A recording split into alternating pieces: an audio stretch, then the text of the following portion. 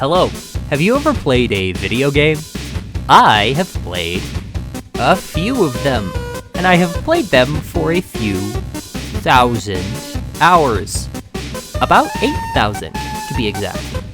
That is close to 13% of the total time my Steam account has been active for.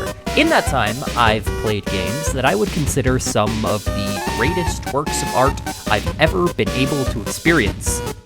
Red Dead Redemption 2 made me cry and had such a deep emotional impact on me that I still think about it often.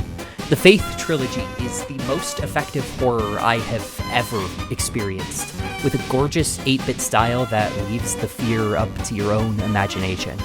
Lunacid is a game that cultivates an atmosphere that's dreamlike and entrancing, so much so that I play it when I'm having panic attacks to help me calm down. It's also what I'm going to use as background footage because I really love this game and I want more people to care about it. This list could go on, and did before I cut about 5 other examples because that's not the point of this video. The point of this video is that in that 8,000 hours, I've also played games like Worm Runner. I paid money for Worm Runner, and one of the games in this list is free. The nicest thing I can say about Worm Runner is that there's truly nothing like it. And if I wanted to be less nice, I would say... Hold on, before I finish that joke, I want to show you something. This is 1 minute and 13 seconds of Worm Runner, a game I have only played for a little under an hour while drunk. 1 minute and 13 seconds is exactly how long it took me before I got the urge to quit this game while I was recording footage for this video. I want you to watch this clip for me. Pay attention to the controls that pop up on screen and really imagine yourself playing this game.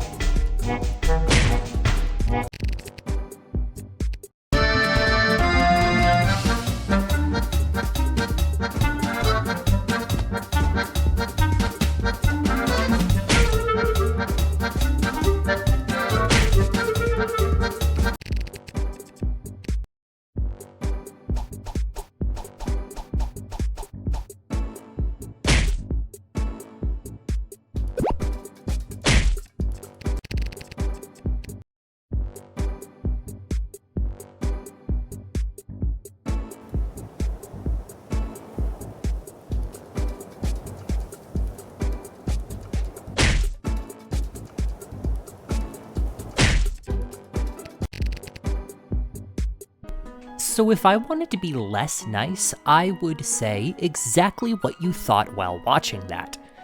Now, please don't take my criticisms too heavily because, and this is important, I am not a game developer. I have not even attempted to make anything like the games I talk about in this video. Even Worm Runner, hell, especially Worm Runner. The fact that real people put real effort into planning and creating and publishing these games is a feat that I have never done. So I have no room to criticize anything about the creative process that these games underwent. As far as I know, none of the ones I'm talking about use AI, or if they do, they didn't list it on the Steam page. I only want to talk about the experience I got as a player. Worm Runner's experience was a little funny sometimes, but mostly bad. The experience of playing Fancy Skulls, the first game on my list, is a little bit different.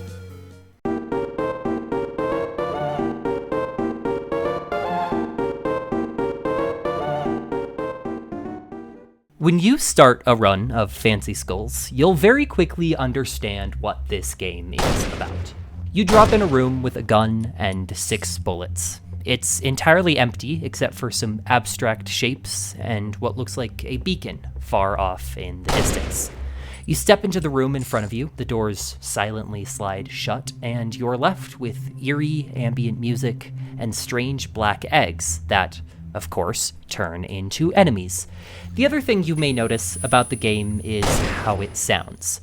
The sound effects break through the subtle atmospheric music in a way that felt especially sharp and painful the first time I played it.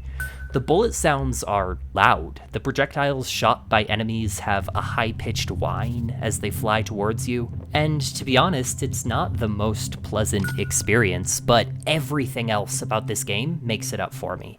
The enemy designs are so strange and interesting to fight, with a lot of them being built out of very basic geometric shapes. You may notice in the footage that sometimes a little chime sound plays and an effect pops out. I live for this sound. Each enemy has a unique weak point that, when shot, either kills them instantly or much quicker than usual, usually about 2 hits instead of 6 to 8. Some of them are obvious, like this ghost's bright red heart or the eye in the middle of this one's head, but others require a bit of critical thought. The gems on this tree, or specifically the left eye on the smaller flying pyramid, come to mind. There are 3 biomes in Fancy Skulls, each of them lasting 3 floors and adding new enemies or hazards. It took me a few hours to get past the first biome, but once I understood how the world works, I managed to get every achievement in a little over 15 hours. At first, it struck me as a bit clunky, and you die quickly by being shot at by things you don't understand, and that does stay the same. Trust me. Getting the achievements to beat the game having only taken 1 point of damage or only picked up a single coin were grueling, but I really truly loved it. I learned how to peek at the skybox and through doors to find the quickest route to the beacon that takes you to the next floor. I learned what each enemy's weak point is and the best way to move around them without colliding with whatever could be behind me. I even learned how to recognize what enemy is behind a wall just by the sound it makes. Playing this game makes me feel like I'm at an alien-haunted house on the moon, but I also have a 6-shooter, and they're shooting back at me. And sometimes I can fly. You know what? Maybe this doesn't feel like a haunted house, and that was a stupid metaphor. The set pieces feel more like abstract art pieces. They're a little fuzzy and colorful, and the dev plays with a very limited palette in such a fun way. Different rooms set up different challenges, and you're often left to hunt for the last enemy that can't move and is hidden around a corner somewhere. Also, did I mention that this game is free on Steam? Because it is. Go try it right now. Stop the video and play a run of Fancy Skulls, and then come back because this is the end of the section and I'll miss you if you're not here for the rest of the video.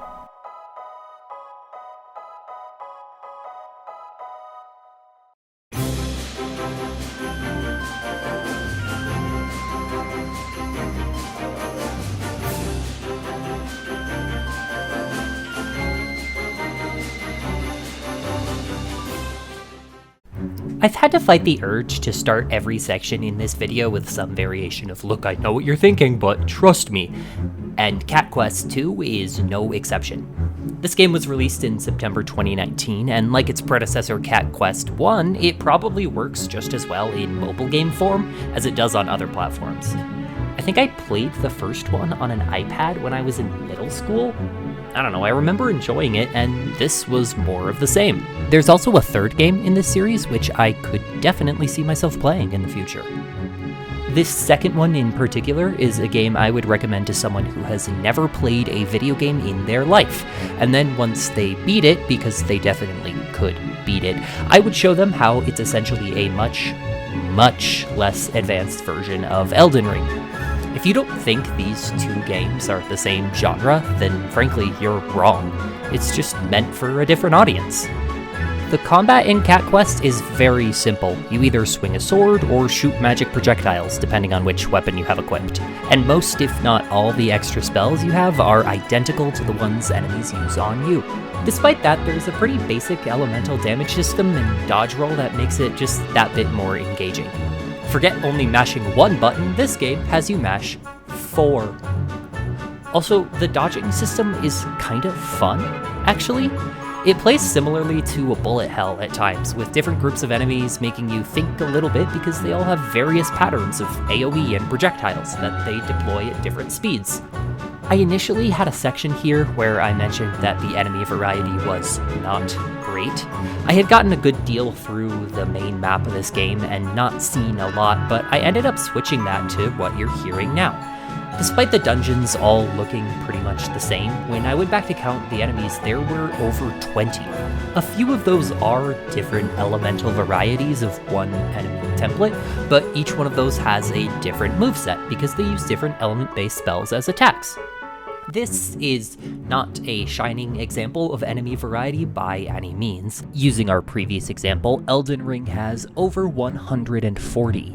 But it certainly doesn't justify my initial note of get ready to fight the same things over and over and over again. Side note, I am fascinated by the fact that two of the major boss types, the dragons and old masters, look like this. It's reminiscent of the art style of big muscled men I see in gay furry art that crosses my path on the internet, and I really love that these designs made it into the official game. Speaking of the dungeons, they're definitely where this game falls short. There are a total of 3 different dungeon types. Caves, which you just saw, weird magical ruins for plot reasons, and weird magical ruins where you fight a mini enemy gauntlet. Technically there's more than 3 since the caves on the Dog Island are just a palette-swapped version of the ones on the Cat Island, but who's counting? Oh, me, actually, I'm counting. I really liked these one specific Tomb of the Old Gods type areas that was all green and spooky looking. I wish they would have done things like this more. It looks great, but there's only 2 dungeons that look like this, and they both only have story passages to read. Besides the main map and a couple of rare exceptions like shop interiors, those dungeons are the only environments in the game, which means that every quest has to get you into a cave or ruins for some reason. And that's part of the joy of the monotony this game creates. The names for the various caves and quests are little puns or references the developers decided to throw in, with some bits that even had me smiling to myself at times, if not rolling my eyes a little bit.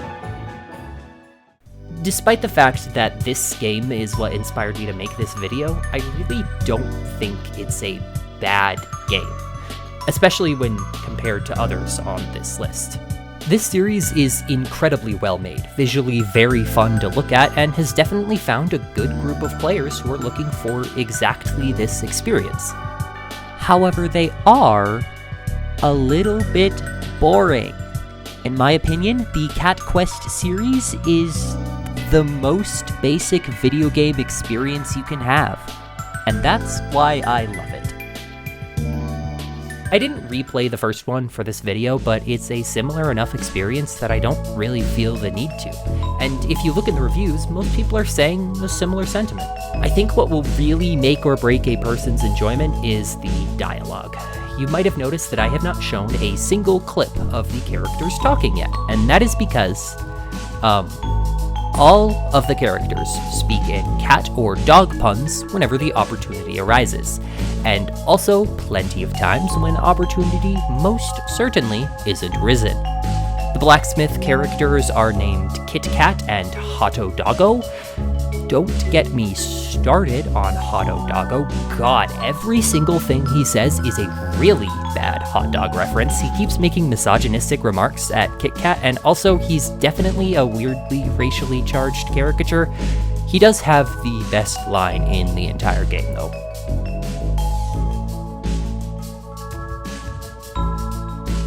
The 2 kingdoms are Felingard and the Lupus Empire.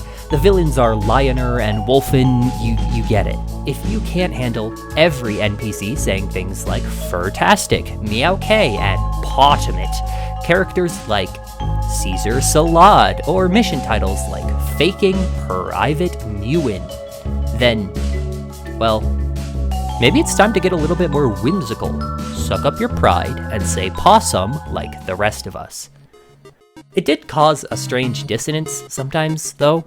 The whole story is about two warring kingdoms, and a lot of the side quests involve helping NPCs shelter refugee cats and dogs from the opposite kingdom's force of royal guards, or aiding refugees who are living under the oppression of their own nation's military force.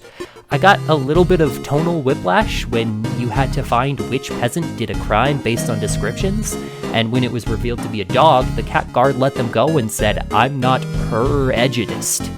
So, do with that information what you will.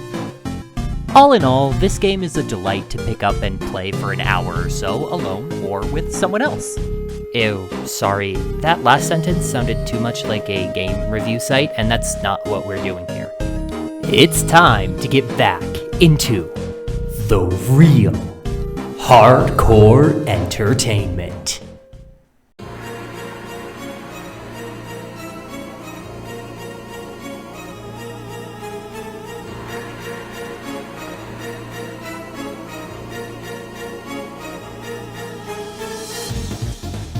Look, Slime Coming is a really good game. This is not a joke. I'm not being ironic or making a play on the title of the video. I love this game. Remember Worm Runner? I paid almost double for that game what I did for Slime Coming. I would send money directly to the developer of this game if it encouraged them to update it. I love this game so much. I am one of the few people to have ever played the game, and I'm one of 2 people ever who have commented in the community tab. You're gonna see footage of my total hours later on in this chapter, and I want you to know I've still been playing it almost every single day. You may be asking yourself, what could possibly motivate a person to play this game almost every single day? Well, let me show you. Take this clip as an example. You can clearly tell that I'm leaving it paused, so I could spend a lot of time and effort and thought watching a stream where someone was marathoning Elden Ring on my second monitor, but also spend actual real-life time and brain power contemplating whether to level this dummy skill, because having it alive for longer might give me the edge I need to finally beat this boss. Clearly it did not, but we persevere. This is something I'm genuinely passionate about. I am not phoning it in. Look, I'll prove it.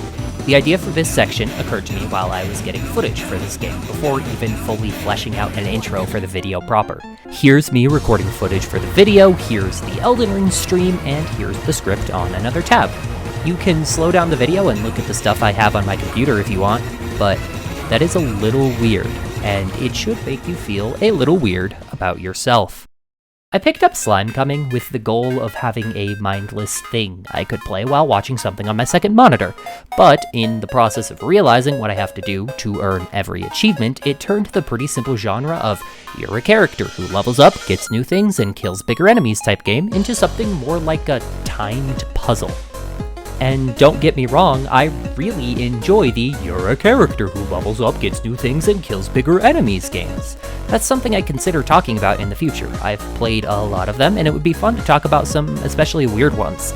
I've heard the term vampire survivor-like used to describe them, but that sounds stupid and also might be incorrect, so I'm not going to say it unless I hear other people start saying it. Now, let me make it clear, Slime Coming does not feel particularly good to play most of the time. The hitboxes on the terrain and sometimes even enemies are pretty incorrect. I'm pretty sure I turned off the sound the first time I played and haven't turned it back on since, so I could not tell you what the game actually sounds like. Most of the weapons with projectiles that increase by levels have levels 3 and 4 swapped, which is a shockingly large part of your arsenal, by the way. Look at this one, for example, the big blue ball projectile. It very clearly goes 1, 2, 4. Okay, so it doubles. No, level 4 makes it worse, actually. The balancing is also insane. All the footage you're seeing is on easy mode, and I have still never managed to beat the last 2 levels. Slime Coming also wasn't developed in English, which makes sense because not everyone speaks English, but that does affect how it feels when I play it in English, a language that the developer, Astrors on Steam, by the way, seems less familiar with. But that's not a bad thing. It honestly makes the experience better, and I love some of the weapon names. Like that blue one from earlier is called Air Fireball. Some other favorites are Cross Star, Death Scythe, and Air Cannon. I clearly have a lot more to say about Slime Coming than I do all the rest of the games, and don't you worry, I'm only going to be saying more. Do you want to know why? Because the rest of this video is me telling you how to get good at playing this game. Yes, this includes my optimal strategies, and no, you cannot skip this part of the video. Section 1. Skills. Now, you may be thinking, hey, this is entirely your own opinion about what builds are good in this game, and I would tell you, you're right.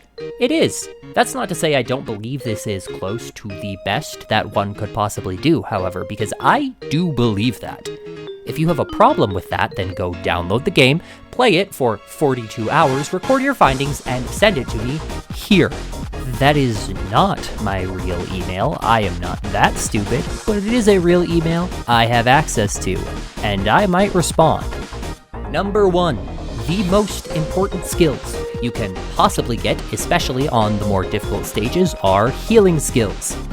There are 2 healing skills, the potion, which is a steady regeneration, and lifesteal, which is rather self-explanatory. Editing note, it's actually called Suck Blood, but it's a lifesteal skill.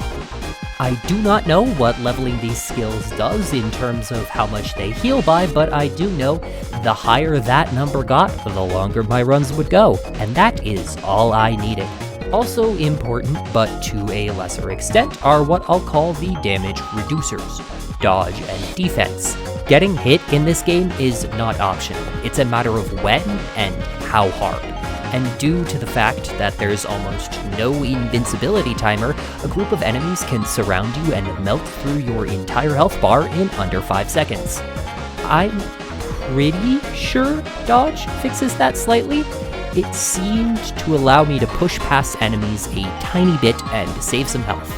I'm less sure, but defense might reduce the amount of damage you take. Like I said, this game has no stat numbers and barely any UI, so I just chose what keeps me alive for the longest. I'm like one of those evolutionary algorithms, except there's only one of me, and I'm probably not gonna have kids. The only other major thing regarding a build is what type of character you're playing, and the only discernible difference between characters is what weapons they start with and how high they can level specific weapons and skills.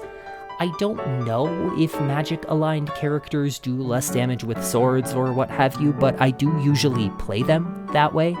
You eventually unlock magic and physical damage buffs, and those are another vital upgrade. You may notice that I've said 5 skills, and there's 6 available slots. Well, that's what allows me to do a callback. Remember this clip? That's where I'm stuck right now. I cannot find the most optimal skill to complete the build. I liked the sound of Protective Shield, but I cannot for the life of me figure out what it does. I tried Collection Distance, and that's good, don't get me wrong, but it's not it. Max health up, the towers that act as extra weapons, none of them have worked yet. If I could have any way to increase my XP gain, I could do it. That's all I need. In the menu, outside of runs, as a skill, hell, even a weapon that makes enemies drop XP more. I'm so close. Sorry, where was I? Section 2. Weapons. This one is a bit shorter, don't worry. You're basically going to want to commit to either physical or magic as a category and choose your favorites within that. None of the weapons tell you whether or not they're physical or magical, so I just kind of guessed and tried to see what worked. Take, for example, Blood Whip. Cool name. Is that magical or physical?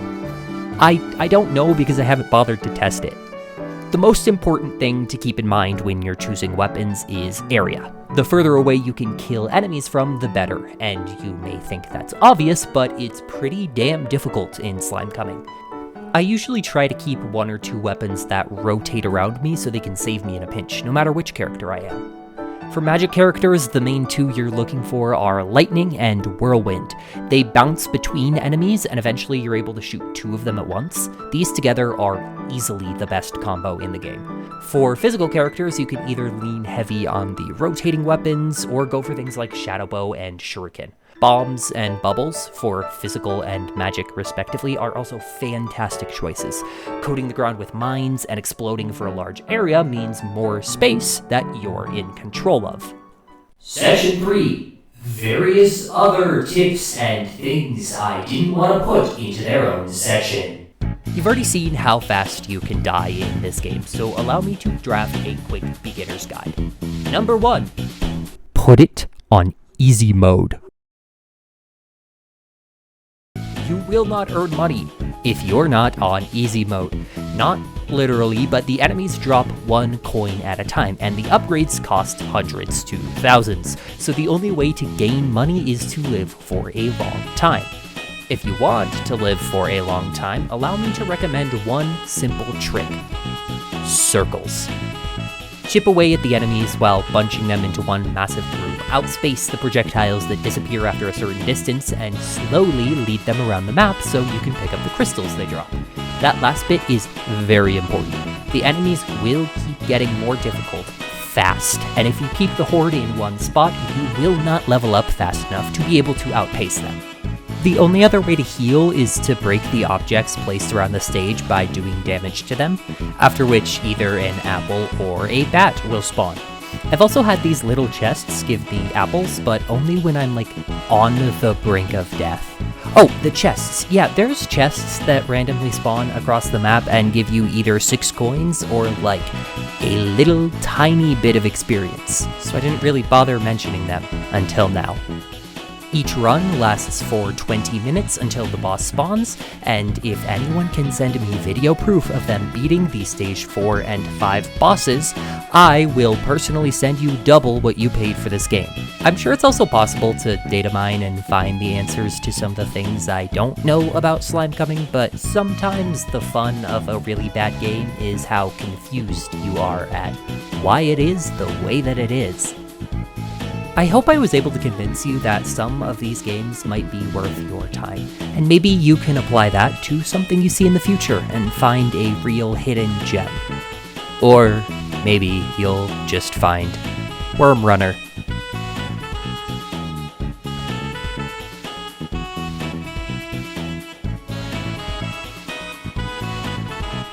Good job, you made it to the end of the video. If I were a cooler YouTuber, this is where I'd put Patreon supporters or credits or whatever, but I'm not that, so instead you get to hear me monologue for just a bit longer.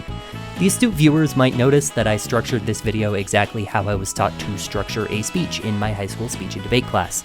This is because I haven't written anything significantly long since then, so I fell back to my roots. By the way, if any of the developers of these games are watching this video, I'm sorry. Especially Ruskia Game Experience, who has such a fascinating list of games on Steam that I may end up playing more of them. That's the studio that published Worm Runner, by the way.